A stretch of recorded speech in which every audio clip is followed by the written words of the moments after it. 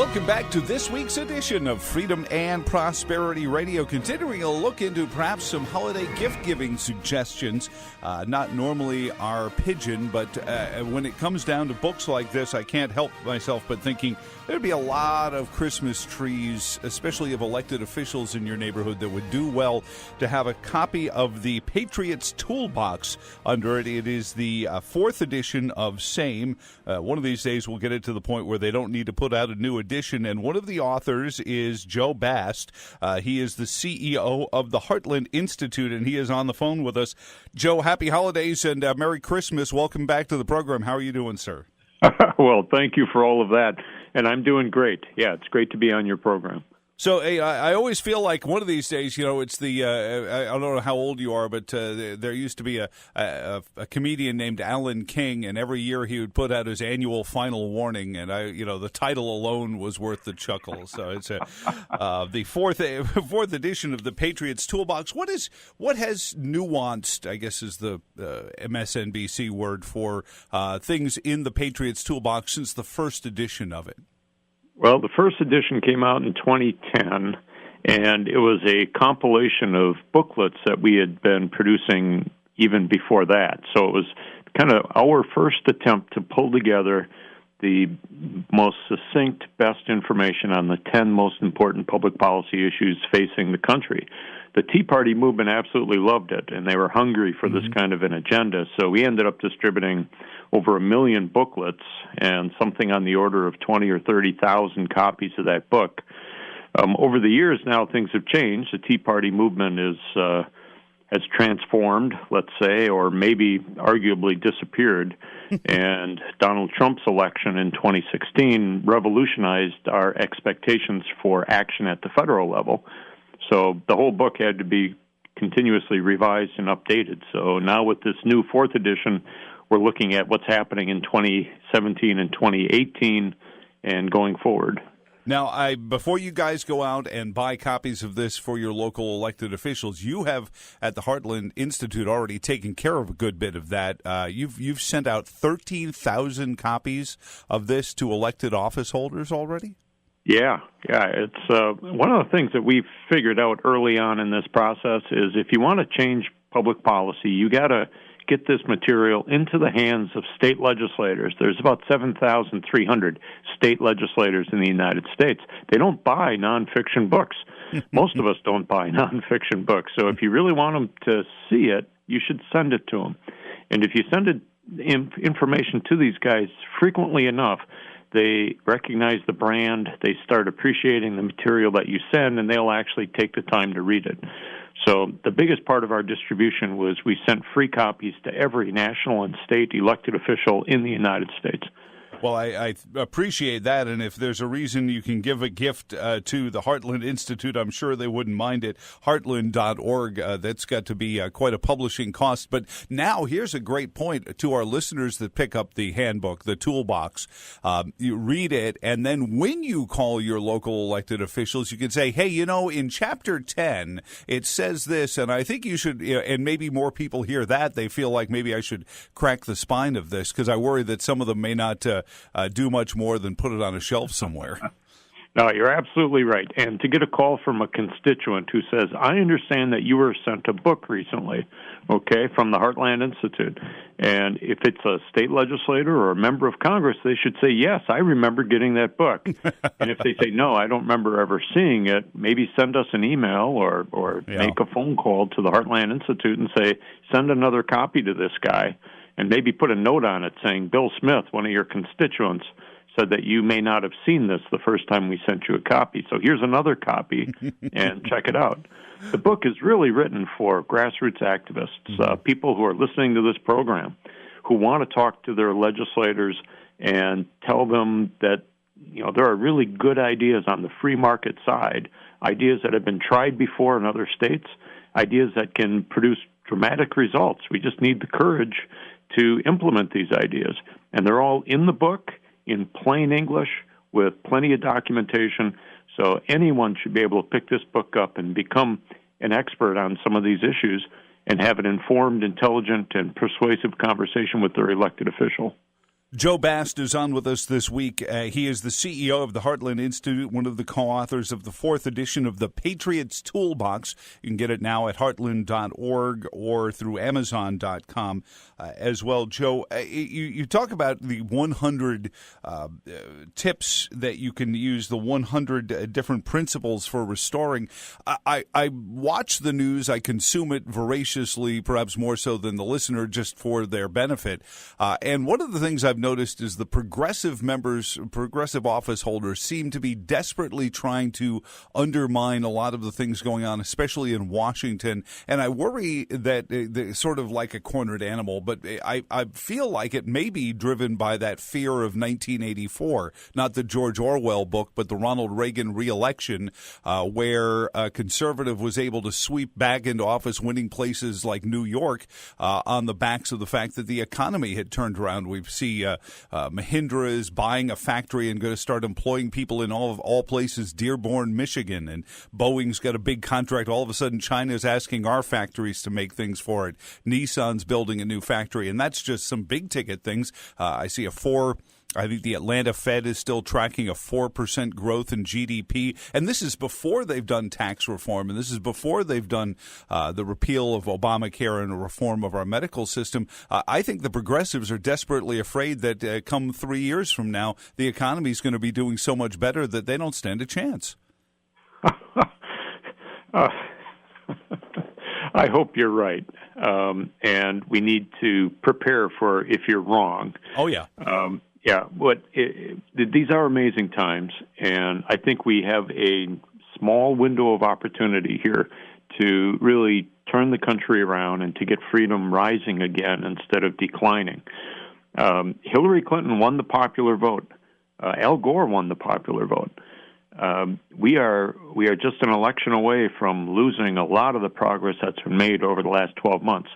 At the state level, we've got a lot of Republican governors, a lot of Republican legislatures, but they are not necessarily pro-freedom or pro-free enterprise. Mm-hmm. They don't have the stomach for the kind of deregulation and tax cutting and pro-growth sorts of policies that this president has.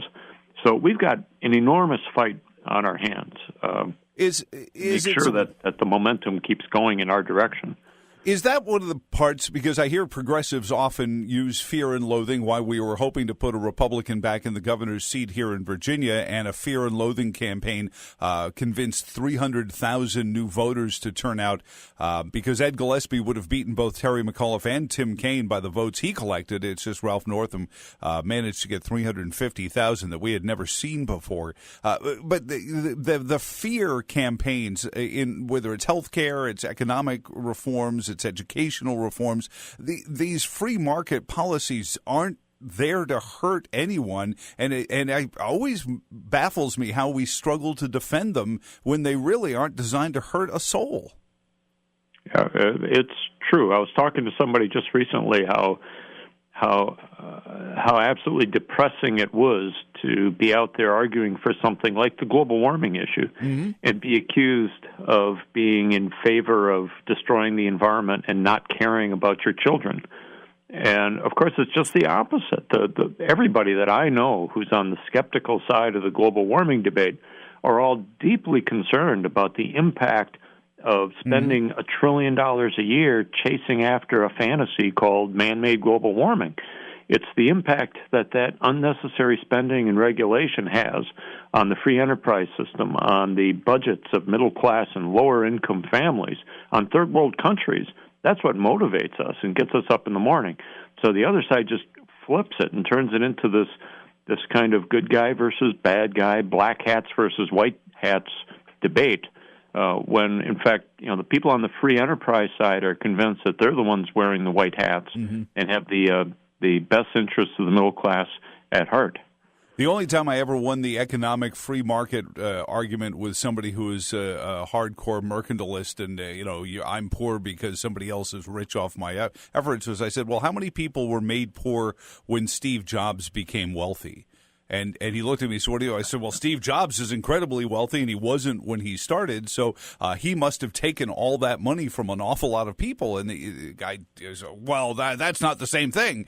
But it is the same thing. And it's that silly idea that if you're not where you want to be, that it's somebody else's fault, that I worry that our public policymakers are using to win elections, but don't do very much for creating a very good community around us, Joe. Yeah, that's absolutely right. And of course, Michael Jordan and other sports greats, I mean, they got their money from us voluntarily because we voluntarily chose to make them multimillionaires and maybe billionaires. Mm-hmm. So it's a voluntary system. But back to what I think is going on, the left in America really thought that they had Hillary Clinton in the White House, that everything was moving in their direction. Under Obama, for 8 years, we saw a sustained campaign to weaponize government agencies against free enterprise and against any critics of the progressive agenda. So you had Obamacare just destroying the private health insurance marketplace. You had Common Core state going after the education, nationalizing schools from K to 12 and even into higher education. And in each case, global warming was being used to nationalize energy policy in the United States. In each of these cases, they were systematically destroying kind of islands of free enterprise and constituents who would support a free enterprise approach to these issues: private schools, doctors, and private practice. A competitive industry in energy instead of a subsidized and regulated industry in energy. And the result of that is destroying the foundation for the conservative movement. The donors, the activists, the people, the experience that would have built more respect and support for free enterprise was seriously attacked and degraded by President Obama for 8 years. So they made huge progress, huge strides. We were extraordinarily lucky in the elections of 2016 that they didn't finish the job. Because 4 years of Hillary Clinton would have just destroyed each of those industries that I just mentioned. So we've got only 3 more years now to undo the damage, to rebuild some of those institutions of private enterprise in order to restore American confidence in the free enterprise system. Is there a danger that the left is still, building a big boogeyman in this rhetoric of white supremacy, Joe, so that anyone who wants to have a conversation like this is immediately shouted down for in some way? I watched somebody hold up a sign at a local city council meeting saying capitalism equals white supremacy. I don't think it's a majority of our population, but this is growing. If this is the mindset, I don't know how we win back our kids. It's extremely scary, this identity politics. Kids, and by kids I guess we mean up to the age of 27 now, are being indoctrinated with this identity politics where, in marketing we always knew that the messenger was as important or even more important than the message. Mm-hmm. So if you could have a guy in a white jacket talking to you about your health, you were likely to trust him more. Now it's if you're not African American, you can't talk about civil rights. If you're not a woman, you can't talk about gender issues or anything relating to sex and sexual behavior. Are we really to the point now where color matters more than the content of your character or your expertise? It seems like me as a white male can't talk about climate change, really. It's because I'm not the right messenger for it. That is frightening. That's part of the degradation of the debate and the polarization of America, and that's going to be extraordinarily hard for us to undo. I talked to some college kids, though, and it seems like, at least in freshmen, and there is a libertarian cynicism that I sense, in a lot of college kids, mainly because they've seen the zeal of some of the adults in their neighborhoods not really manifest into much, and some of the younger scale of the millennials seem to be very much result oriented, and significant sound and fury doesn't really mean much to them. Yeah, it's we could have a whole program on this. I guess they call it the I generation now after the iPod. Yeah. These people who are just graduating from college or are high school seniors and going into college, surveys show that they are more libertarian than their parents. And even millennials, in some ways, on some issues, were more conservative than Generation Xers. So there is a reaction. At any given time, it's only 10% of a class of let's say 18-year-olds in America. It's the opinions of 10% that really matter. Mm-hmm. They're going to be the opinion leaders. They're going to be the employers, the writers, the journalists, the creative types. And it's that 10% that looks at a propaganda film like An Inconvenient Truth or Home and sees through it and says, wow, I can actually understand that the difference between propaganda and empty claims and threats and fear-mongering versus real science and real facts. And they come out of that experience more libertarian, not less libertarian. Homeschooling is just excellent in that regard. It really, by allowing kids to come up with their own approaches or their own understanding of complicated issues, it encourages more libertarianism among that 10% that gets it and goes on and becomes leaders of their age group. It's hopeful. Joe Bast is on with us, CEO of the Heartland Institute, and they've just released the 4th edition of their Patriots Toolbox, and you can get it. President Trump rode a wave and I guess caught a phrase and realized that it struck a chord with America when he referred to draining the swamp. And we've just seen this battle over who heads up a 6-year-old agency called the Consumer Financial Protection Bureau, a creation of Dodd-Frank, which can't be very good. It's Frank and Dodd, never mind Dodd-Frank. And yet we're watching the swamp creatures, going into courtrooms, employing lawyers to defend their position, their 6-figure salaries in these offices, these anonymous offices that most Americans don't even realize what they do to them there, but they have warm and friendly sounding names. Do you think that books like yours will help not just the voting public, the constituents of these elected officials, but the elected officials themselves understand the danger of swamps that exist in Richmond, Virginia, and in our city halls and our county office buildings? Yeah, absolutely. And that was a great description of what's going on in D.C. and in state capitals all across the country. An old friend of mine said that one of the biggest mistakes that reformers make is they come into the room and they start adding furniture. We need this, we need this, we should add this and add this. And they don't take the old furniture out of the room. And as a result, you get more government agencies, more rules, more regulations, and it just piles up and piles up over time. A certain kind of leader is attracted to that. He manages all of these different programs. Mm-hmm. He compromises and says, well, you can regulate this and you can regulate this, and we're not going to trip over each other. Right. And he's smooth and he's nice, and people like him. Friedrich Hayek talked about how the worst rise to the top in government. That's the kind of accommodationist personality that thrives in these huge bureaucracies. And they get elected to the U.S. Senate. And that they talk smoothly and confidently and reassuringly, even though they have no idea how 90% of the money in their budget is being spent. Right, but they're masters of the complex. They're comfortable with that. They don't really care, and they know people, and they have a friend who runs that department, and so they don't even ask.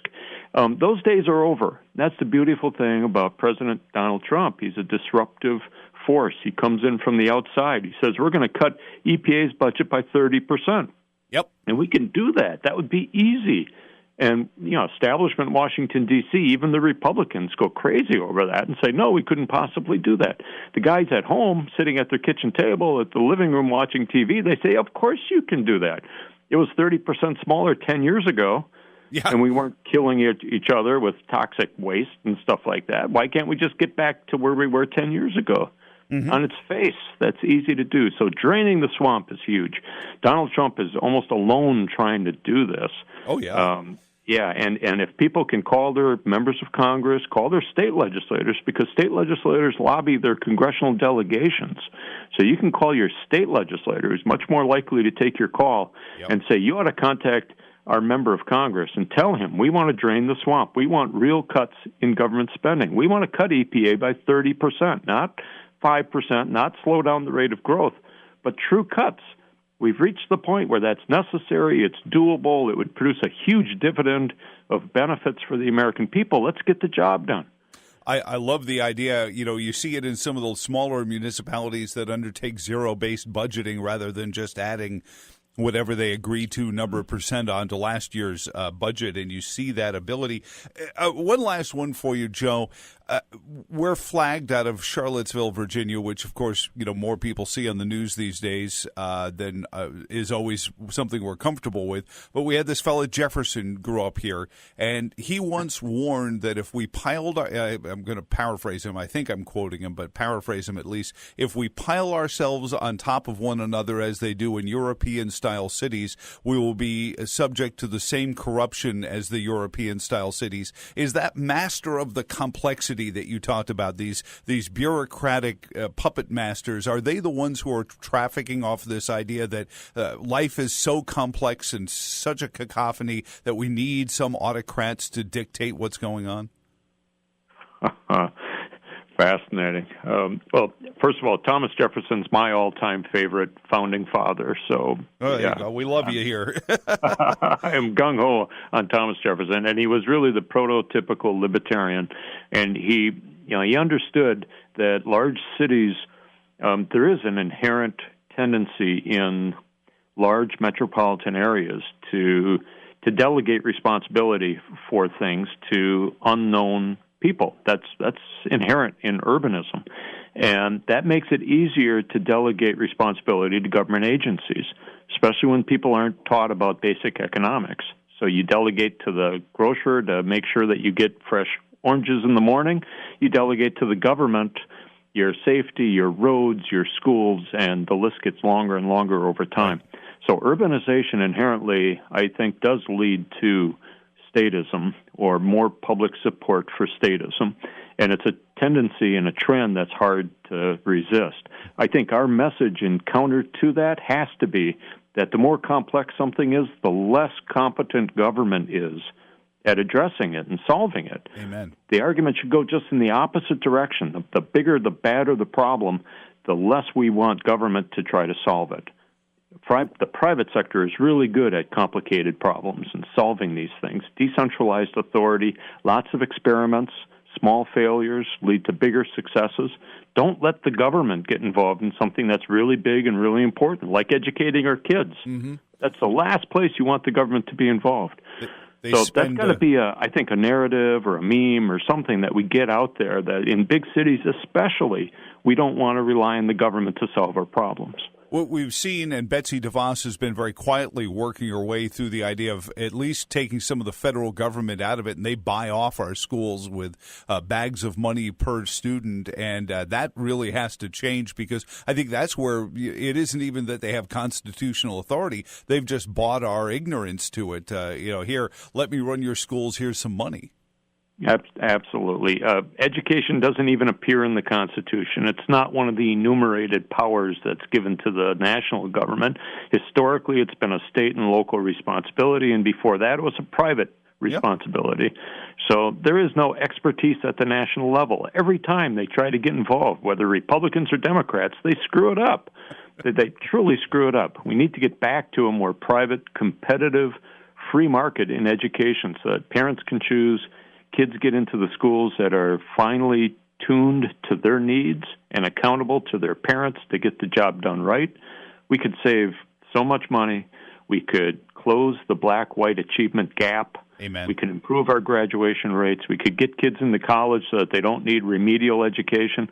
We could achieve all of that with just tremendous economic benefits and social benefits if we just got the federal government completely out of the picture and then at the state level encourage more parental choice in education. Well, and just think about the budget savings since this tax reform thing has everyone screaming about scoring and how are we replacing this tax money. You just take that big chunk out and you've got halfway home, Joe. So people can order this. I hope order it for Christmas gift giving. What would be the deadline for that? Mid-December in order to order a book and have it in your stocking stuffers? I am not sure about that. Of course, Amazon, does next day delivery and things. And they have books in inventory, so they ought to be able to fulfill a book order very quickly. The book is $8.95. I think it's already discounted at Amazon. I'm not sure by how much. Or you can go to the Heartland Institute's website. We have an online store, so heartland.org. And then just click on the store button in the upper right-hand corner, and you can order copies. I'm sure we can get them to you in time for Christmas. And this is just one of the many things Heartland it puts forth, and one of the forefronts in getting back to a free market, both in healthcare and education. You guys are leaders in that, as well as the energy generation front. So we appreciate everything that you do, Joe, and everyone there at the Heartland Institute, and appreciate it as well. Heartland.org. Get the book, but find out all the other things you can do with the Heartland Institute as well. God bless you, sir. You have a wonderful Christmas season, and we'll talk to you again very soon. All right. Thank you, Joe. Take care. Bye-bye. Joe Bast, the CEO of the Heartland Institute. We'll be back next week with more good food for thought and ways for you to win the holiday discussions over that. I know that polls say less and less of us want to discuss political things over the holidays, but it's going to come up anyway. So please go online to tertiumquids.org. And until next weekend, for all of us here at the Virginia Institute for the Public Policy, so long and thanks for all the fish.